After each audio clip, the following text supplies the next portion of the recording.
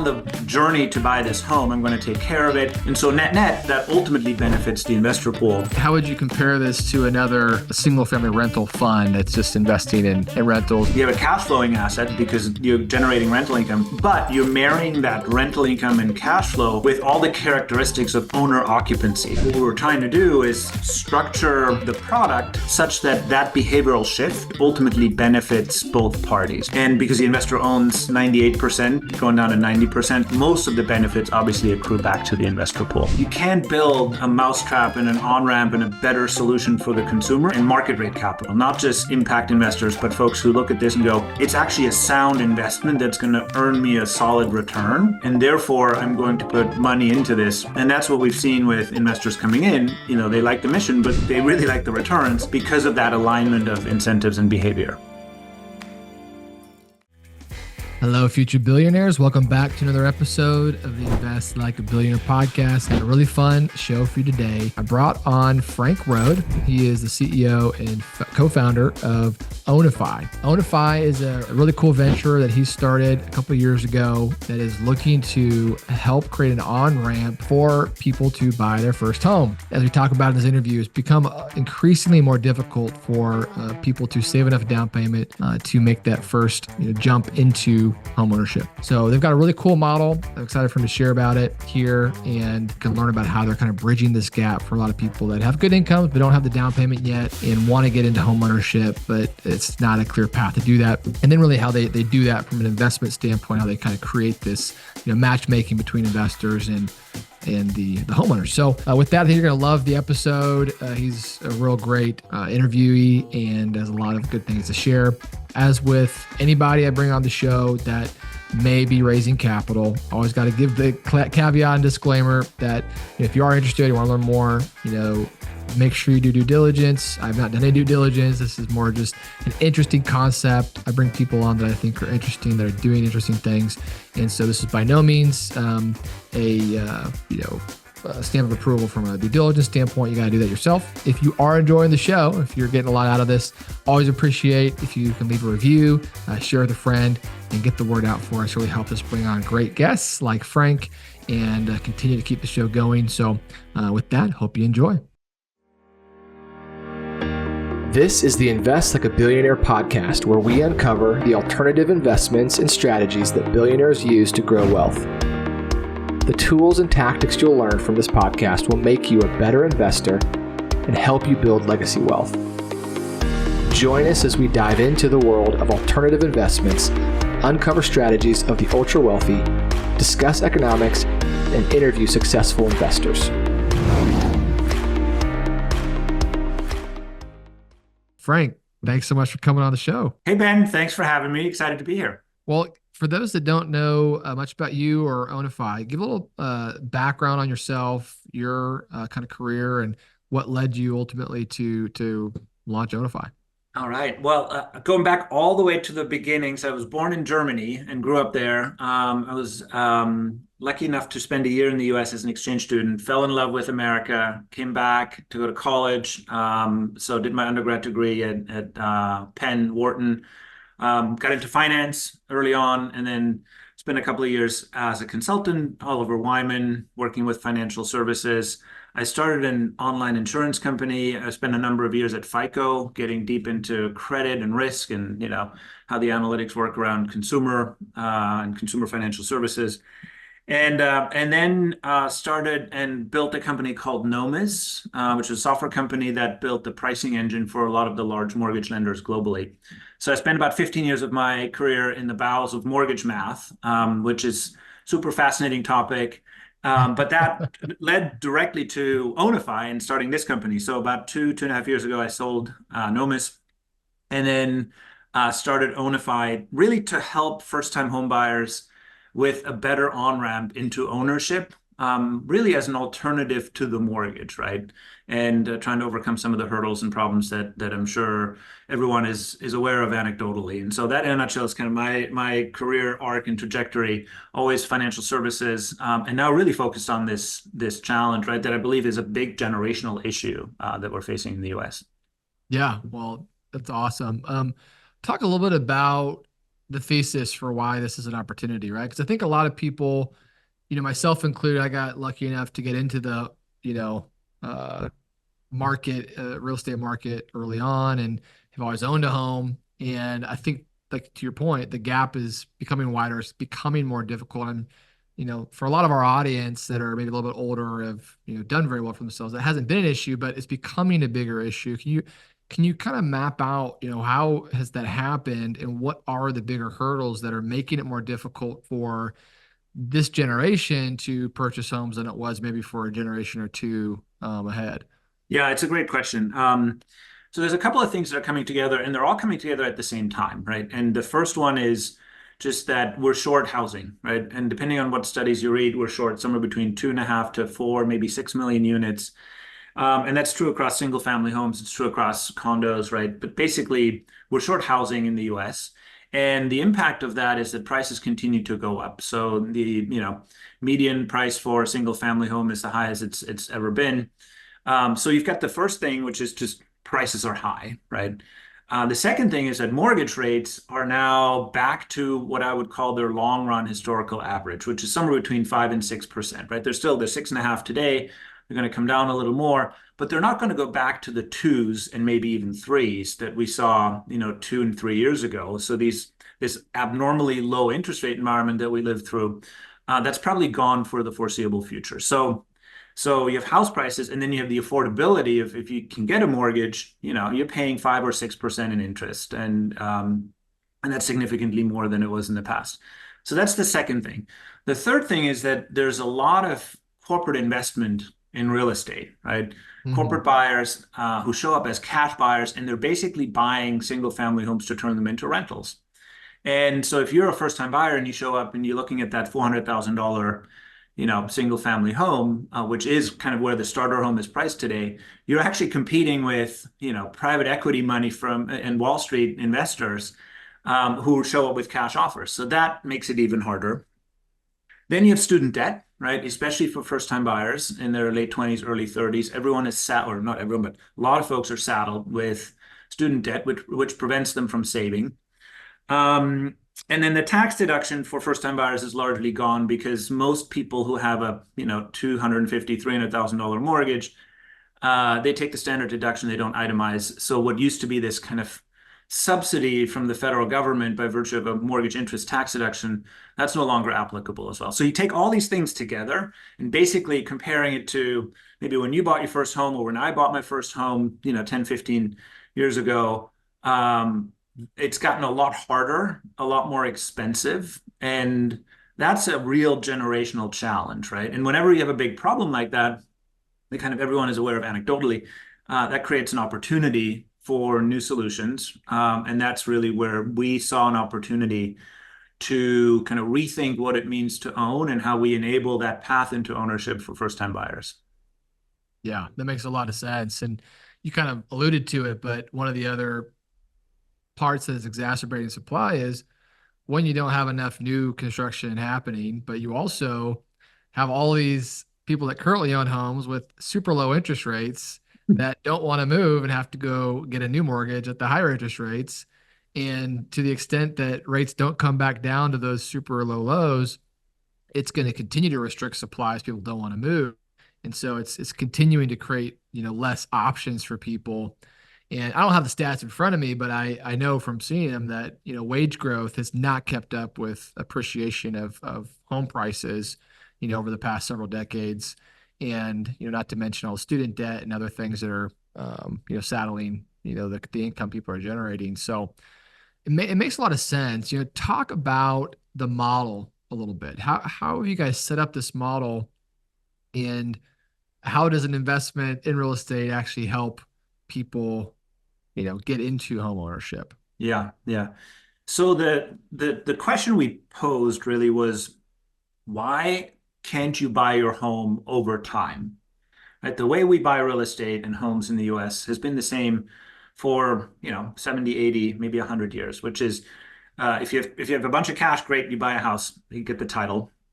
But most everyone else gets a mortgage, right? And so you go to the bank or a mortgage lender and you borrow a large amount of money and you have your own, down payment as your contribution. And then you pledge the title to the bank effectively over the next, let's say, 30 years while you're paying down that principal. And eventually you own the home free and clear, right? So you buy effectively 100% of the home on day one, but you incur a large amount of debt to do that, right? And that's the kind of standard way of buying a home. So the question we ask is, well, why can't you buy your home brick by brick or piece by piece over time, right? And so what we did is we looked at what does ownership really mean, and it turns out ownership is actually there's no single definition, right? It's kind of defined through legal frameworks at a state level and to some extent at the county level. But there's a bunch of components that I think everyone kind of agrees to, and one is the ability to utilize the space, right? Live in the space. The other one is the ability to sell and hypothecate and transfer and all that. So we looked at ownership, we took it apart, and we put it back together in a structure that allows the customer to go out and pick a home, um, and then utilize Ownify to buy that home, place it into an entity, and fractionalize the value of the home or the equity of the home. And so what we do with Ownify is we put a home into a limited liability company, and that LLC issues membership interests or shares, right? Which we call bricks. So each home gets fractionalized into 10,000 bricks. And a brick is a membership interest or share in that LLC that holds title to the home. So we can't fractionalize a title, at least not today in the US, but you can fractionalize the entity that holds the title. And so what we allow the customer to do is have a long-term lease on the property, which gives them the right to occupy the property over a 5-year period. And at the same time, we allow them to buy those bricks over time and effectively become a shareholder or a member of the entity that holds title. So it's a unique structure where the customer, on the one hand, is a tenant of the LLC that holds title to the home, and on the other hand, also is a shareholder of that entity. And the way the product and the math is dialed in is that we say to the customer, you can pick the home, and on day one, you contribute 2% to the purchase price, or effectively you're buying 200 bricks, right? And so for a $400,000 home, that would be $8,000 as a down payment. You're buying 200 bricks at $40 each, right? 10,000 bricks, $400,000 purchase price. And then every month you make a payment, and that payment effectively does two things. One, a fraction of your payment pays rent on the bricks that you haven't purchased, and another fraction of the payment buys incremental bricks. And so we'll get to the investor in this equation in a second. But basically what that math allows the customer to do is live in the home and rent the fraction that they haven't bought while increasing the fraction they own. And as they increase their fraction, they're stacking their bricks, right, from 200 to 300, 400, 500, all the way up to 1,000 at the end of 5 years. The rent that they have to pay on the balance, the bricks that they haven't bought, goes down as their ownership stake increases. And so I mentioned 200 bricks to start, or 2%, and the way the program works is that over 5 years, the customer builds up 1,000 bricks, or 10% of the value of the home. And the reason we get them to 10% is that that's sufficient to now use that amount, that equity, right, that value that they've built in the home as a down payment for a traditional mortgage. And so at the end of 5 years, or at whatever point they get to that 10%, they can get there faster. They can use that 10% and now buy the home from the LLC at the whatever future market value. And so if you take those three components together, right, the lease agreement, the equity share, the ability to buy bricks as bona fide membership interests, and the purchase option, we've created an on-ramp into homeownership that allows the customer to jump over that down payment hurdle, build equity, live in the home, right, make changes to the home, have all the rights of ownership, but not have the obligation to pay off that huge mortgage balance that they would have in a traditional fashion until later down the line, until 3 or 4 or 5 years from now. Got it. So it sounds like in this model, the type of customers that you're working with or borrowers, the hurdle isn't necessarily income, right? But it's more the down payment and the savings for that kind of big lump sum chunk. Is that really what you're solving for? The kind of a forced savings program, so to speak, but they also get the benefit of the home now than having to wait for 5 years. Is that kind of That's think about exactly that? right. So if you look at kind of our target customer and the persona that has engaged and the folks who are in the portfolio and living in Ownify homes today, they tend to be what I would call the missing middle, right? They have solid incomes, good incomes. They're teachers and nurses and creatives, creative types, but they're not Google engineers. They're not PE, executives who have a ton of money. So they have solid income. They have good credit. So our average FICO credit score in the portfolio is about 740. Really good credit, but they haven't saved the down payment. And when you dig in and you ask them, well, why haven't you saved the down payment? You get all the answers that we discussed earlier, which is, well, I have student debt. I just started working. It's expensive to live here, right? So someone who's 28 or 30 hasn't saved 30, 40 grand for a down payment, but has all the other characteristics. That's the kind of target audience that we've been able to help. And when you look at the job categories, those are folks that you want in the local community, right? You want to be able to have them buy and be part of the community rather than, displace them to further out into the suburbs and exurbs, where they then have to commute to their job, right? So there's a net positive for the community. And that's actually a big part of the investor value proposition, right? On the other side of the equation is to say, you can invest in this and help local homeowners, right, or aspiring homeowners live in your community by funding the path to homeownership for them, and at the same time earn the return, on that investment.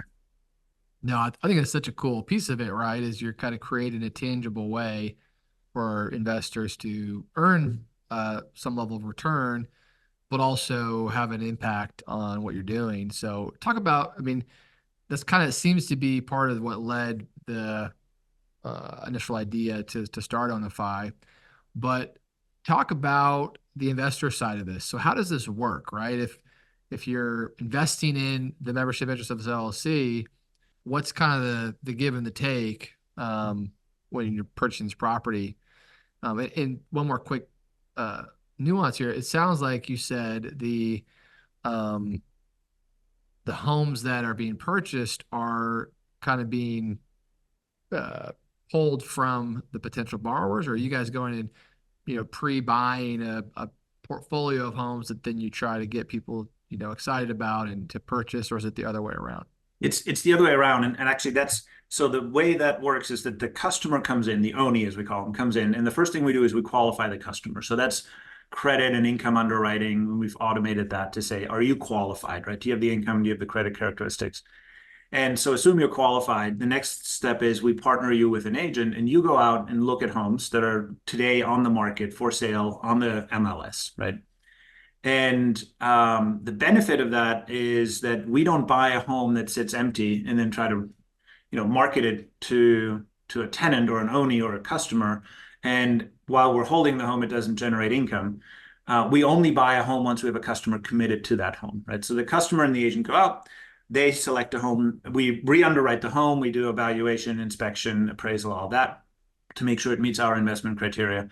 And then we buy the home as an all cash offer. So one of the big benefits to the customer is, you put 2% down, you have an affordable monthly payment, but you get a cash offer. So you can compete with, the Wall Street investors and the cash buyers that are out there. And that makes your offer a lot more attractive out in the market. Now, Ben, to your question, what happens to the investor? So the investor or the pool of investors on the other side of the equation invest in a fund, Ownify Home Fund, and that fund buys the bricks that the customer hasn't bought. So on day one, as I mentioned, the customer puts down 2% or 200 bricks, right? There's 9,800 bricks left. That's what's funded by the investor pool. And those bricks are held over a 5-year period. So as an investor, you're effectively putting money to work for 5 years. And during those 5 years, you're getting two things. One, you're getting rental income, because keep in mind the bricks that the customer hasn't bought that you as an investor are holding effectively through the fund, those earn rental income. So you're getting that kind of passive income, and you're getting the home price appreciation because the customers' transfer of equity and the way they're buying bricks at current market value at any given point, right? So on day one, that $400,000 home, the brick was worth $40. A month later, it might be $40.50, right? And a year later, it might be 42 or 43 or $44. And so as home prices increase, the investor benefits from that appreciation alongside the rental income of those bricks, right? It's like being a landlord. However, you're a landlord for only the bricks that the customer hasn't bought, and we manage that whole process. And so as an investor, why would you do that? Well, one, you're helping first-time home buyers, but two, if you think about the structure, you're investing in single-family real estate, single-family homes, where you have zero vacancy, right? You don't have the lease-up cost. You're only investing when the home is actually bought.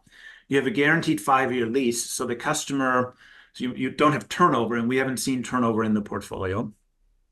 You're getting tenants and customers with a high FICO, so we haven't seen a single late payment in the portfolio. And you're getting people who are co-owners, right? Who own a small fraction and an increasing fraction of the home. And one of the really satisfying things we saw over the first kind of 18 months or so was that the maintenance cost in that portfolio is about 60% lower than industry average for single family rental. Because folks look at this and say, well, I'm on the journey to buy this home. I'm going to take care of it. I'm going to repair things. I'm going to fix things. I'm not going to call the landlord every time something happens. And so net, that ultimately benefits the investor pool in the form of a higher rental yield, right? Because you have lower maintenance cost. You don't have vacancy. You don't have delinquency. You don't have turnover. All of those things that you normally have in a single family rental portfolio. Yeah, interesting. So, I mean, that's to me, from an investment standpoint, what it seems most akin to is investing in a portfolio of rental units. But what's different is one, you're not leveraging the underlying assets. Now, I'd be curious if you have fund leverage. We can get that to a minute. Mm-hmm. And then two, your argument for you have a higher buy-in, right? These are not just renters that have a 12-month lease. These are people that have picked this home specifically because they want it. They understand, the contract for the 5 years and are effectively owning the home and taking care of it more than a tenant would. And I would assume, because of the way you structure it, it creates an incentive to want to keep making those payments because it's clearly defined. You're buying more bricks or more ownership of the asset over time, and so it's a naturally built-in incentive to want them to keep making payments. Am I thinking about that right? What are some other, like, how would you compare this to another, like a single family rental fund that's just investing in rentals and I getting the mean, yield off that income? yeah, you got it exactly right. I mean, you have this underlying asset which is attractive, right? Which is a single family home. So, you can't guarantee that they're going to appreciate, but we know that they're not going to depreciate massively, right? They're not going to lose all their value. So the first thing is you have a safe asset, right? You have a cash flowing asset because you're generating rental income, but you're marrying that rental income and cash flow with all the characteristics of owner occupancy, right? Which is people taking care of the property, no vacancy, no turnover, right? Better behavior or ownership type behavior rather than tenancy type behavior.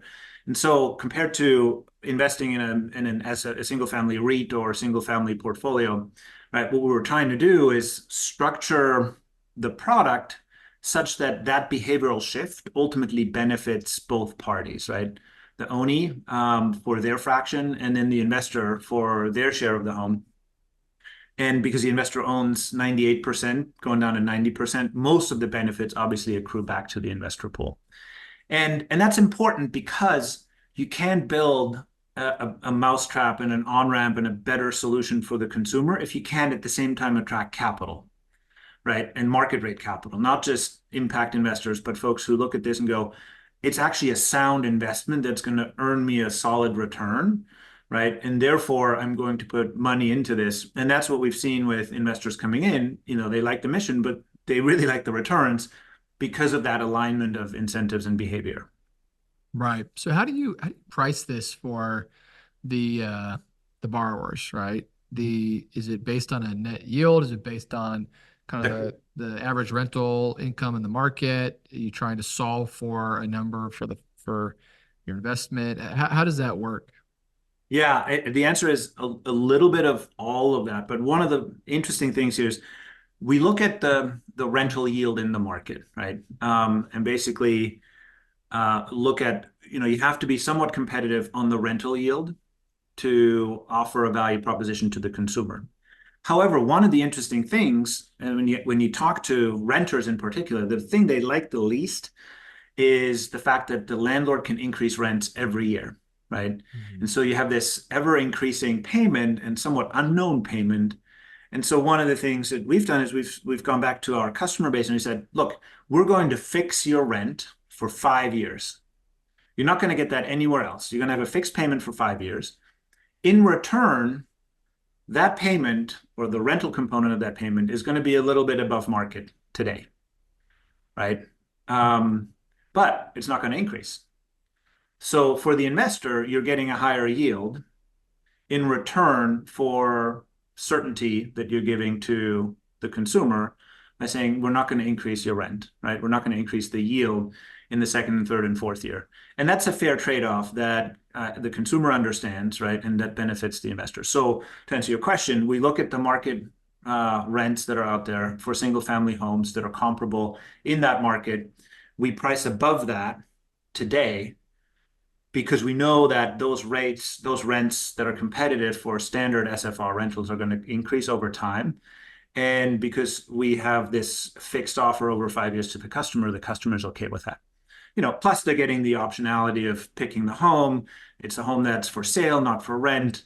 It might be in a better school district, all of the things that, provide incremental benefit. And that's why that math actually works for the consumer as well. Yeah, I mean, we're kind of in a unique environment right now too, to where the spread between the average rental cost and the average mortgage is as wide as it's been in a very long time. So it's actually much more expensive than it has been historically to pay a mortgage in current rates. And so if you price it slightly above the average rental market, kind of somewhere in between right now, you Correct. know, I, We're yeah, all in, we're actually our customers pay less than they would with a mortgage yeah, interesting. today, right? And there's still a good amount of room there, right? Even as mortgage rates fall. And so that's kind of this interesting missing piece that didn't exist in the market is to say, it's better than renting because we give you ownership, we give you the ability to build equity, we give you the ability to pick a home, all of that. But it's cheaper than a mortgage, and you don't have the big upfront down payment. And today, with a monthly payment at whatever 6.5% mortgage rates, the monthly payment is a little lower as well. So how do you define, you said you mentioned that you're valuing the asset every month for the purpose of buying new shares. How do you value the asset every month? Is it just kind of based on the AVM models out there and some kind of average of that? That's exactly right. We use third-party AVMs, Hmm. right? Because we don't want to have a conflict with our customers where we say, you guys came up with the value and I don't know how you did this. We say, well, we use these three third-party AVMs. We throw out the outlier and we take the average of the other two, and that's our valuation model, right? And so that's what's used to value the bricks every month. And it's also the valuation mechanism for the purchase option that the customer has to buy the remaining equity, right? Okay. And because we publish that, there's a portal, each customer can see their valuation of bricks over time. Because that's an ongoing valuation model that is visible, there's also not going to be any surprises when the customer comes back, in 2 and 3 years and says, I want to buy this home. What is it worth? Well, it's worth what it was last month, right? Plus or minus a small amount because they don't really jump all that much one month to month. But you've seen the walk. You know exactly how we got to this price, right? From wherever we started. Interesting. In one scenario, if house prices crash and you know prices are down 30%, all of a sudden they come into some money, could they buy you out at that price at a low valuation from what was originally purchased at, or do you have kind of some type of right of refusal or something? There's a floor. in the model that Okay. basically says the customer has the right to purchase the home at market as long as it's 5% above the entry price. Right? Because what we need to protect the investor against is the customer coming in saying, okay, I Yep. bought it at 400, right? The AVM say it's 350 all of a sudden. Now I'm going to swoop in and snap it up 6 months later, right? We obviously need to protect the investor pool Right. against that. Yeah, it's interesting because I bought a house in a newer development, a year or so ago, and it's funny because AVMs, as soon as one sells or sometimes they fluctuate all the time because Yeah. it's the market's trying to figure out what the price is because there's land being purchased and there's, so it's kind of interesting, but okay. And then at the 5 years, so the goal is they have, 10% equity. But it's theoretically they could have more or less based on Exactly. the valuation of the bricks over time, right? So it, well, if you get them at 10%, that gets them potentially to qualify for more financing options. Um, at that point, is it, you guys are kind of prepped them, they're ready, everything's good to go, and it's pretty easy for them to get financing. You've been doing it for a couple of years, you haven't gone full cycle with some of these, but what does that look like, right? If someone theoretically doesn't have quite 10%, um, and or lenders pull back and, first time homebuyer programs are, less aggressive, how does that take out? What does that look like? Can you just basically at that point, sorry, we're not going to extend this loan, or what happens at that point? Yeah. What's the takeout risk Yeah. on So, those? so the golden path is exactly the one you're describing, right? Which is the customer builds up their 10%. They work up to 10%. They now have the down payment. We know they have good credit. So unless something bad happened, they will have good credit because they started with good credit. And most likely they have the same or better income, right? So they should be mortgage qualified at that point. And the option to the customer is buy the home, go get a mortgage, right? We have partner lenders that understand what we're doing and understand how the program works, who can qualify you, and then you can go get a mortgage and buy the home. So that's the golden path, and that's the ideal path. And let's say you're not exactly there, you're at 9.8% or 9.5% because you haven't, home prices kind of went up too fast, so you haven't built up your 10%. You can always extend by a month or two or three, right, to get you to that 10%. So that's not an issue. The second path is one where the customer says, well, I don't really want to buy the home. I'm happy living in it. I've built my equity. This is working for me. And so at that point, we offer the option to extend for another 5 years and stay in the same program. And basically, the customer builds from 10 to 20% equity over the next 5 years. The investor pool either stays the same or we swap it into a successor fund and continues earning rental income and appreciation over time. And then the third scenario is, and that could happen at any point along the way, where the customer says, "Well, I don't want to buy the home, and I don't want to live in it anymore because I'm moving to the other side of the country for work reasons or what have you." Right. And at that point, we will buy back their accumulated equity, and we will charge them a relisting fee to then put the house up for sale, and that returns capital to the investor. And the relisting fee, again, is similar to the kind of the floor buyout, is a protective mechanism to make sure that, the investor base is protected. And we cover any costs that we might incur by listing the home and selling it. Got it. Okay. Last question. So it's interesting you don't use any leverage at the asset level, which obviously, if you have strong unlevered returns, maybe you don't need it. But do you use leverage at the fund level or anticipate using leverage there? We do. We do. Okay. Yeah. And so today we have about 55, 60% leverage at the fund level. We're being fairly conservative. As interest rates come down, we may increase that a little bit, really to make sure that ultimately, it's still cash flowing and it's still generating passive income to the investor base. But that's ultimately kind of a provision we've put into the fund docs that we look at on a periodic basis to say what's in the best interest of the investors and how do we maximize returns, right? I don't think we'll ever have huge amount of leverage here, especially not with where interest rates are today. And also, quite frankly, from a perspective of protecting the investor base, right? And making sure that you can't have negative returns. Right. Right. Very cool. Well, Frank, thanks so much for coming on. This is a really, really cool concept, and I love how you said you're kind of solving, the gap in the market here for home ownership, and definitely a very, very unique model. So, congrats for getting off the ground, and excited to see where Thank you you. guys kind of go from here. What's the best way for people to learn more about Ownify if they want to hear more what you're doing? Well, check out the website, ownify.com, or ping me directly, Frank at Ownify, Ownify. And happy to, answer any questions, dig in deeper, figure out how we can help other folks, expand into new markets. Yeah. Awesome. Great. Well, Frank, thanks so much for coming on. It was really fun. Ben, thanks for having me. It was a pleasure. This is the Invest Like a Billionaire podcast, where we uncover the alternative investments and strategies that billionaires use to grow wealth.